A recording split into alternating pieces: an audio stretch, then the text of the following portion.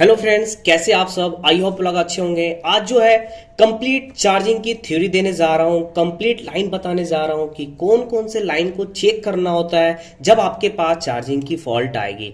चाहे वो आपकी फेक चार्जिंग प्रॉब्लम हो, चाहे आपके फोन में चाहे एरर की प्रॉब्लम आए या कोई भी फॉल्ट आए चार्जिंग की, आपको कंप्लीट लाइन बताने जा रहा हूँ। तो नॉर्मली चार्जिंग की कोई भी फॉल्ट आता है तो सबसे पहला स्टेप होता है जो आप भी करते हैं, जी हाँ, पहले चार्जिंग जैक को चेंज करना।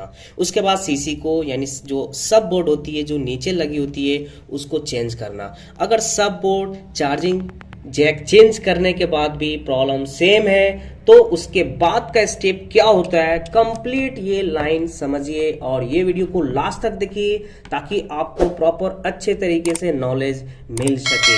तो जी हाँ, सबसे पहले जो हम ट्रेसिंग की बात करते हैं तो पहला लाइन होता है वी बस के लाइन चेक करना। तो यहाँ पे ये वी बस के जो लास्ट वाले जो पिन है इस पे 5 वोल्ट चेक करना है। इस वाले पिन पे 5 वोल्ट चेक करना है। जी हाँ, उसके बाद से यहाँ पे जब 5 वोल्ट आ जाती है उसके बाद से ये है ओबीपी आईसी।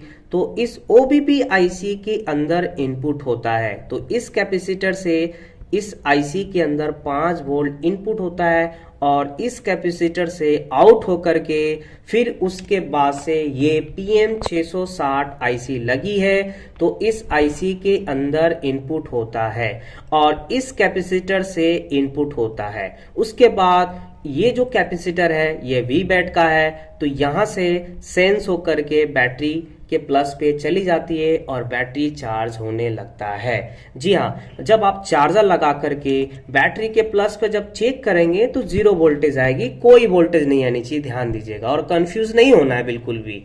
चार्जिंग के प्लस वाले पिन पे चार्जर लगा करके कोई वोल्टेज नहीं आती है क्योंकि ये सेंस करके चार्ज होता है। 4 इसकी सेंस लाइन होती है जो एक वोल्टेज पॉजिटिव और करंट नेगेटिव 4 लाइन होती है, वोल्टेज की 2, करंट की 2, जिसके वजह से सेंस होकर के बैटरी चार्ज होती है। तो चलिए, हमारा ये हो गया वी बस, इसकी इनपुट हो रहा है और यहाँ से वी बैट का आउट होकर के चली जाएगी चार्ज होने के लिए। सेकेंड, अगर हम बात करें तो जब इसके अंदर 5 वोल्ट इनपुट हो जाता है तो उसके बाद 5 वोल्ट MID पे बनना चाहिए। जी हाँ, MID ये 660 के अलावा भी जिस फोन में 8937 लगी है या 8940 लगा है या फिर 8953 हो या फिर आपका 6150 हो तो उसमें भी यही हमें चेक करना होता है। चाहे आपका मीडियाटेक का हो 6371P, उसमें भी MID पे 5 वोल्ट आती है चार्जर लगाकर। ठीक है, 5 वोल्ट वी बस पे, 5 वोल्ट MID पे। ये MID पे 5 वोल्ट बन जाती है तो इसका मतलब ये होता है कि ये आईसी ने डिटेक्ट कर ली। ठीक है, उसके बाद तीसरा स्टेप की अगर हम बात करूं तो बूट कैपेसिटर। जी हाँ, यहाँ पे एक छोटा सा कैपेसिटर लगा हुआ है जो ये कैपेसिटर बूट कैपेसिटर है और इसके एक सिरे पे 3.7 से 4.2 वोल्टेज आता है और दूसरे सिरे पे डबल वोल्टेज आता है। और ये तब आता है जब आपके फोन में बैटरी और चार्जर, यानी जब दोनों कनेक्ट करेंगे बैटरी भी और चार्जर भी, तब जाकर के यहाँ पे डबल वोल्टेज बनेंगे।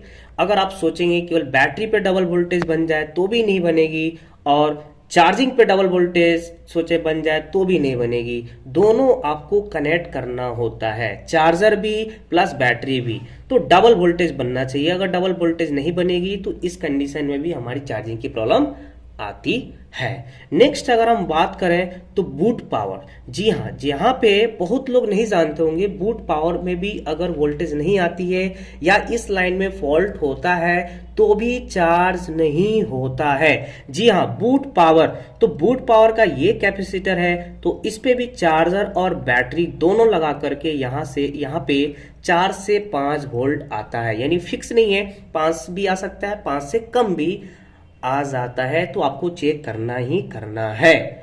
नेक्स्ट अगर हम बात करें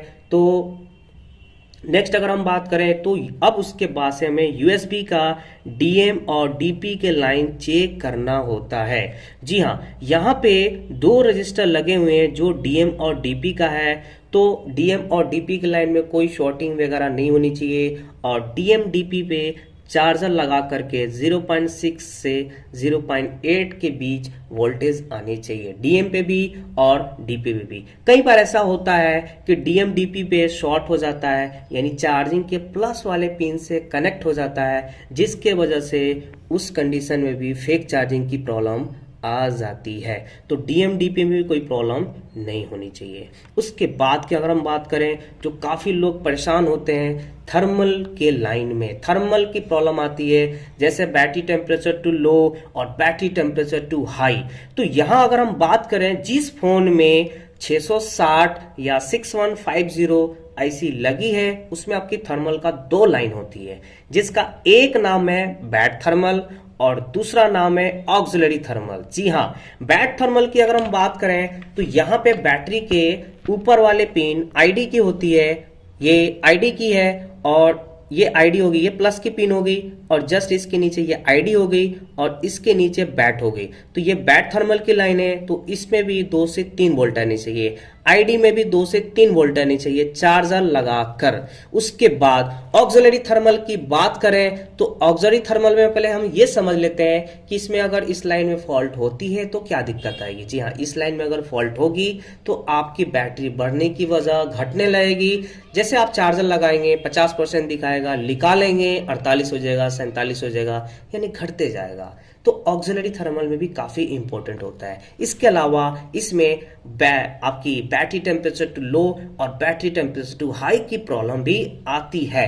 तो जी हाँ, अगर हम ऑक्सिलरी थर्मल की बात करें तो इसमें 2 रजिस्टर मिलेंगे, एक मिलेगा सीरीज में और एक मिलेगा पैरेलल में। ये पैरेलल में लगा है और ये सीरीज में लगा है। इस फोन में चार्जिंग की ही प्रॉब्लम थी, जो मैंने कंप्लीट लाइन को ट्रेस किया और लास्ट में फाइनली हमें पता चला कि इसकी जो पैरेलल में जो रजिस्टर लगे हुए हैं, ये इसकी ग्राउंड ब्रेक हो गई है, यानी इसकी जो ग्राउंड से जो कनेक्टेड होता है वो ग्राउंड से कनेक्ट नहीं था।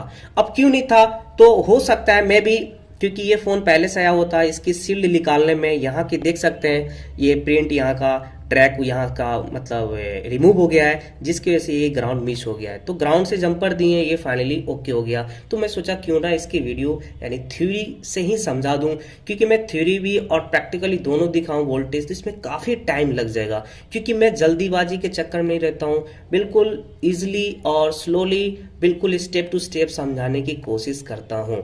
और ये वीडियो आप लास्ट तक देखें। इस चैनल पे अगर आप नए हैं तो सब्सक्राइब जरूर करें। तो जैसे अगर हम बात करें थर्मल में यानी ऑक्सिलरी थर्मल में कितनी कितनी वोल्टेज आनी चाहिए, तो यहाँ पे इनपुट वोल्टेज 2 से 3 वोल्टेज आएगी और इसके अकॉर्डिंग यहाँ पे डिवाइड होगी। ठीक है, तो यहाँ पे डिवाइड की अगर हम बात करें तो 1.6 से लेकर के 1.8 तक वोल्टेज आती है। तो अगर यहाँ पे वोल्टेज मतलब 1.6 1.8 नहीं आ रहा है तो इस कंडीशन में भी हमारी एरर की प्रॉब्लम आ जाती है। तो ध्यान दीजिएगा, यहाँ पे आपकी 2 से 3 वोल्ट आएगी और इसके अकॉर्डिंग यहाँ पे उसकी डिवाइडर होगी। ठीक है, तो बैट थर्मल पे आपने समझ लिया 2 से 3 वोल्ट आएगी और आईडी पे भी वही 2 से 3 वोल्टेज आएगी। और बैटरी के प्लस पे कोई वोल्ट नहीं आएंगे, 0 वोल्ट, क्योंकि ये सेंस करके चार्ज होता है। ठीक है, तो आशा है कि आप लोग को ये वीडियो अच्छा लगा होगा तो लाइक कमेंट शेयर करें, और मैं प्रैक्टिकल के साथ भी वीडियो जरूर बनाऊंगा और आप तक पहुंचाऊंगा मैं, ताकि आपकी नॉलेज और बढ़े।